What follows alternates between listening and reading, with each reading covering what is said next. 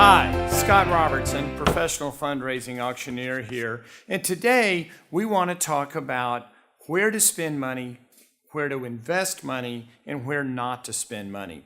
You know, every development director, every auction chair, they go through the same process of we've got a lot of expenses to host this event. Where can we save money? Well, you know, in your household budget, lots of times it's hard to adjust the income. It's much easier to just control the outflow of expenses. And fundraising auctions can sort of be the same way. But let me tell you a place where you want to invest money in your fundraising auction, and that is investing in a professional fundraising auctioneer. You know, I hear from people all the time that, well, you know, it's all wonderful and great, and Scott, you're fantastic, but I'm not sure that we can afford you. Well, I understand your predicament, and I will certainly advise you accordingly. But, you know, what you want to think about is you want to think about return on investment. When I was in my 20s, I was probably complaining about the cost of something, and a wise man, who was a wealthy man and much older than I was, explained to me the difference between spending money and investing money.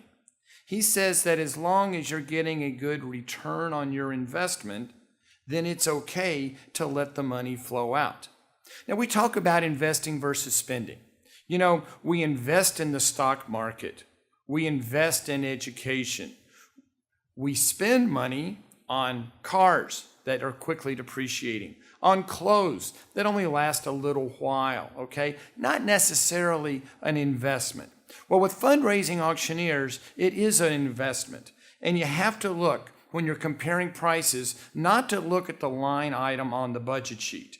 What you want to look for is how much is the auctioneer going to bring in. If I can't pay for myself multiple times over during the course of the auction, and oftentimes a lot more than that, then I really don't feel like I've done my job.